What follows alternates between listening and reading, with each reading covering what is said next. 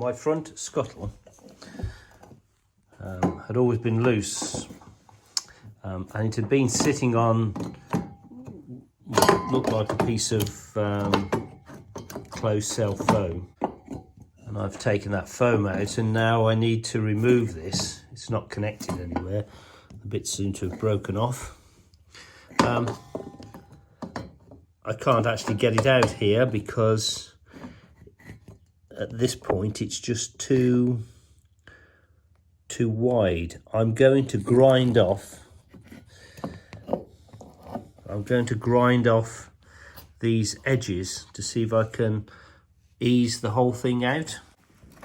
By holding this in there with some mole grips, some thin mole grips, I was able to grind off those two edges, which would allow me to get it out. The edges, just because of the size here, how close it is, just wouldn't come past here without damaging the paint. But with those little edges taken off, I can now lift it out. So I can now slide it out and put that fine mesh that somebody was suggesting underneath, and find a way of remounting it somehow. That's what my scuttle looks like, having removed it. The tabs have obviously broken off.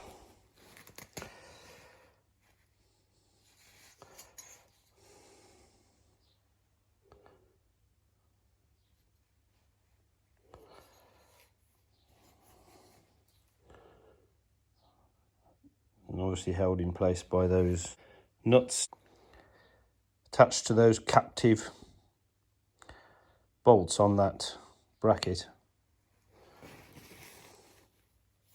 It was quite tight getting it out. Not as easy as I thought it was going to be. It was just very tight along the edge. So I'm probably going to grind that back a little bit to make it easier to get in and out in future, and maybe grind those edges a little bit. Obviously, working with it on the car, it was a bit difficult to be too precise without damaging the paintwork. I can see obviously one drain hole there, which I'll blow through with compressed air. There is going to be another drain hole here. I guess there's a lump of something. But the other interesting thing on mine, hello, obviously something's been cut out here.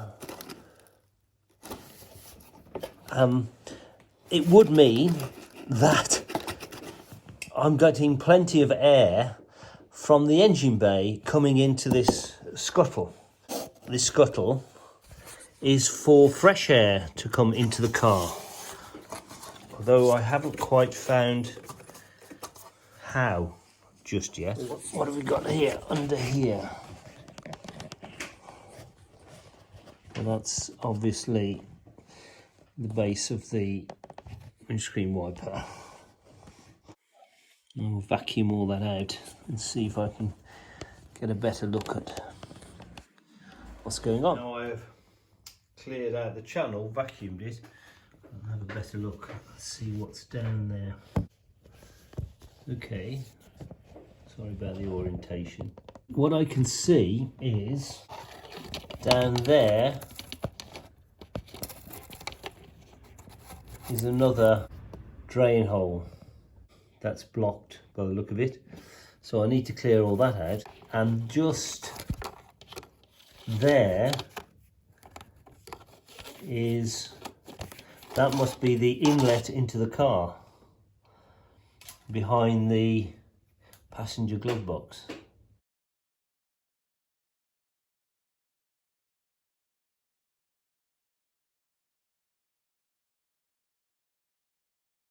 Having vacuumed that out, now I'm in a better position to see down that hole.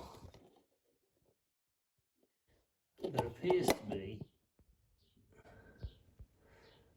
something down that drain pipe, which I'm now going to have to try and get out.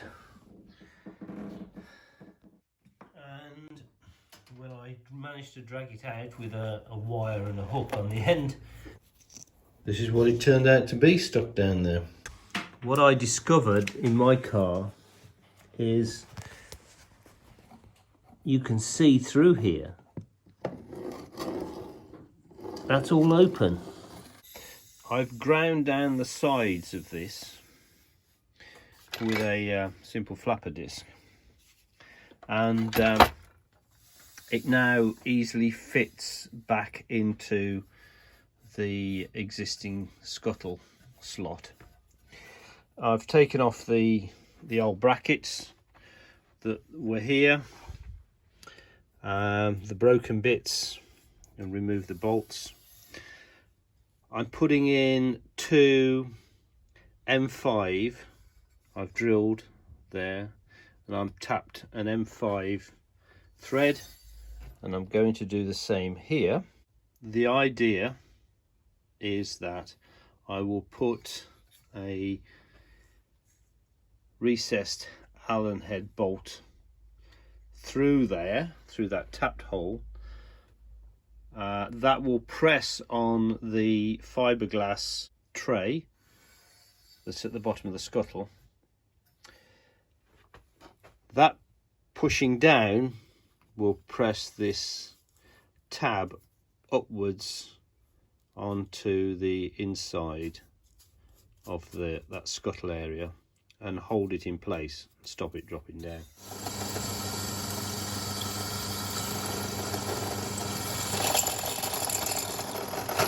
I've used a mastic tape, and that's sealed up the gap that was all along the top into the engine bay. That was the hole that's obviously been cut in the fiberglass to gain access to that wiper arm bracket.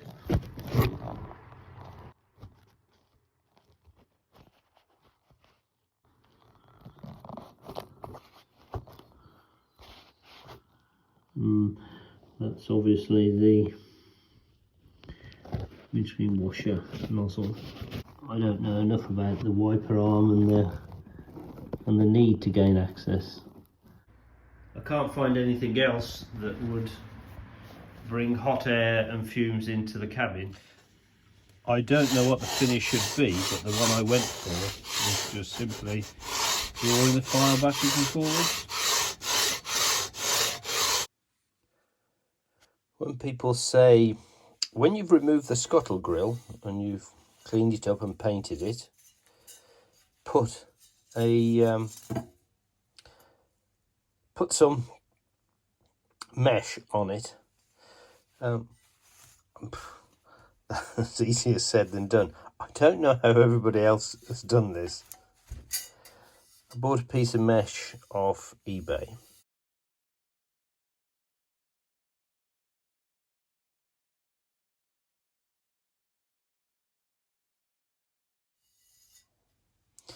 And then I had to drill separate little holes in strategic locations in order to put in self-tappers. And then cutting it was also an issue. So from this direction, I used an angle grinder with a thin blade to slice down the stainless steel grate. It's turned out okay. I'm quite happy with it. To mount it, I've drilled and tapped 2 holes, and then I've got 2 M5 Allen head bolts. To get it in, I have to remove the one bolt, and then it slots through there. then you can bring this part back.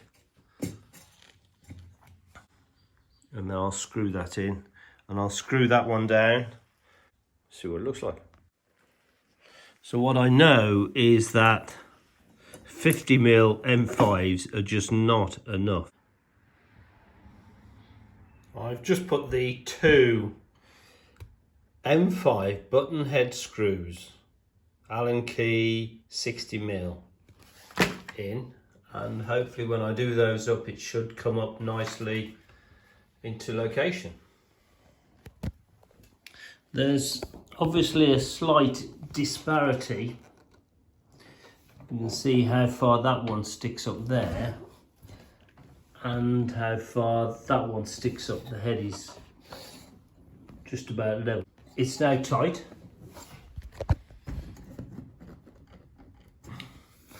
But I think what I'll have to do is take this one out and remove that small amount. So the head, I'd like it to recess below there so that I can paint it black.